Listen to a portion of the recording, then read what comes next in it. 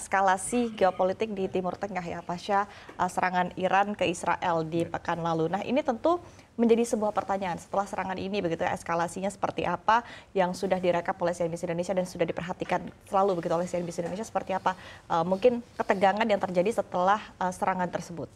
Ya, konflik ini jadi mengejutkan karena ini merupakan serangan Iran ya sebagai negara pertama kalinya ke Israel gitu. Jadi selama ini memang kedua negara ini bisa dikatakan bermusuhan, sering melontarkan cywar. Cuma baru kali ini akhirnya Iran berani untuk menyerang langsung ke wilayah Israel. Ya, Iran memang memiliki alasan untuk itu. Mereka menyebut serangan ini sebagai retaliasi ya atas serangan ke kompleks kedutaan mereka di Damaskus, Suriah pada 1 April lalu.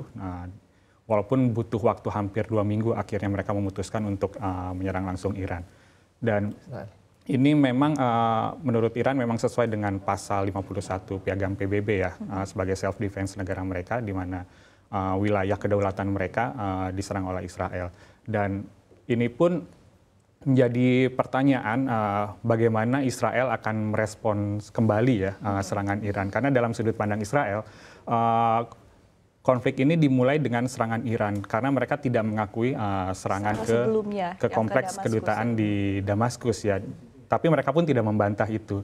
Sehingga ini menjadi timbul pertanyaan, respons apa yang akan diambil oleh Israel. Dan saat ini dunia masih menunggu ya. Apa yang akan diambil oleh Israel, apakah memang akan menyerang kembali langsung ke Iran yang tentunya akan direspons kembali oleh Iran sehingga meningkatkan kembali tensi geopolitik di Timur Tengah atau mungkin Israel akan menahan diri seperti desakan banyak negara saat ini. Jadi ketika melihat potensinya apakah ini akan kembali bereskalasi, potensi itu pasti masih ada ya. Dan dunia ini masih saat ini masih menunggu respons Israel kembali. Oke, keputusannya tetap ada di Netanyahu ya, kan seperti apa? Betul, sekarang bola panasnya ada di Israel. Ya. Bola panasnya ada di Israel. Meskipun tadi sudah ada desakan dari negara-negara dan termasuk juga bahkan dari sekutu Israel untuk terus melakukan deeskalasi begitu. Tapi mungkin dampaknya sendiri Pak Anggito ya, kita lihat begitu kemarin apalagi setelah kita momentum libur Lebaran begitu langsung terasa cukup kuat ya di pasar keuangan kita. Tapi mungkin overall begitu ya dampak dari serangan Iran ke Israel dan saat ini juga kita masih wait and see apakah Israel akan lanjut membalikan serangan atau tidak begitu. Nah, ini dampak ke ekonominya seperti apa sebetulnya Pak? Ya, pertama saya setuju dengan Mas Luki ya, memang ini caught by surprise gitu ya, nggak menyangka gitu. Dan Iran secara data keamanan dan pertahanan mereka kan lebih kuat dari Israel ya. Jadi ini tentu Israel keder juga gitu karena yang jarang kok Iran gitu ya, karena Iran punya senjata dan amunisi yang melebihi dari kekuatan di Israel sendiri. Apalagi Amerika sudah woro-woro itu menyampaikan bahwa dia tidak akan cawe-cawe, tidak ikut-ikutan gitu ya. Nah itu saya kira lalu persoalannya seberapa lama ini akan terjadi ya. Kalau lama ya tentu dampaknya tidak hanya ke Indonesia ya, tapi ke dunia ini. Baik dari sisi ekonomi maupun dari sisi perdagangan ya, dari sisi nilai mata uang rupiah, harga komoditas, semua akan mengganggu keseimbangan dan kestabilan ekonomi dunia yang sudah tidak stabil, apalagi ditambah dengan ini ya. Jadi kita lihat nih seberapa jauh dan seberapa lama ya, itu ketegangan ini akan terus, eskalasi ini akan terus terjadi ya. Kita mudah-mudahan tidak lama, misalnya Israel tobat gitu ya. Dan tetap pertanyaan besarnya tadi adalah seperti apa nanti sikap dari Israel begitu, sikap dari Israel dan ya, karena makanya itu berpengaruh ya kepada seberapa Israel lama sih ketegangan tergantung pada Amerika ya. Kalau Amerika tidak mensupport, saya kira dia akan sadar diri. Dan yang diserang itu kan bukan penduduk ya. Hebatnya itu tembakannya itu kepada pusat-pusat persenjataan di Israel. Jadi tidak ada mengklaim bahwa dia mengatakan Iran menyerang Israel, itu tidak ada gitu. Iran mengatakan dia balas dendam dan tidak ada korban gitu.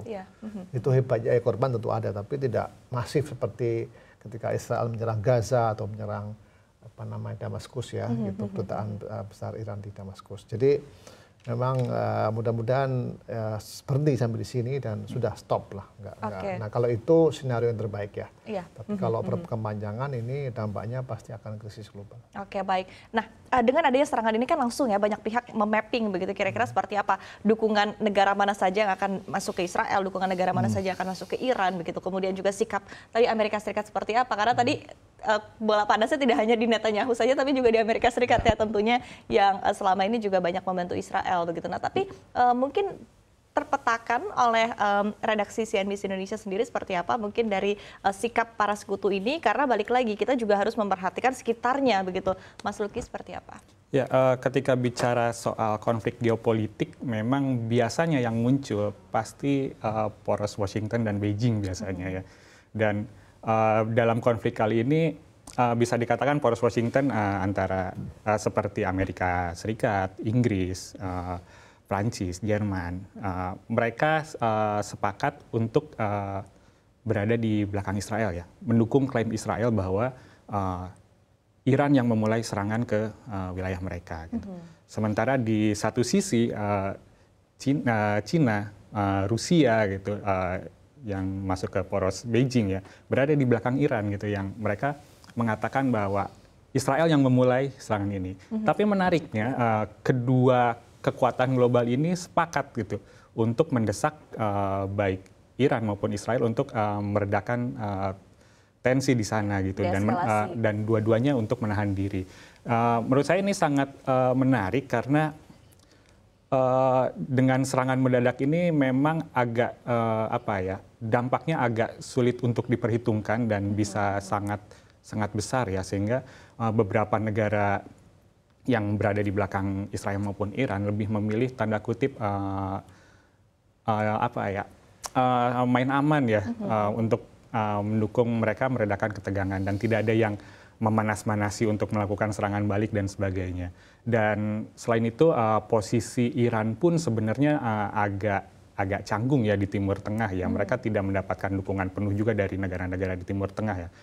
Karena secara historis Iran pun tidak memiliki hubungan yang begitu baik dengan beberapa negara di Timur Tengah, sehingga negara-negara di Timur Tengah pun tidak mendorong ini untuk berada di belakang Iran untuk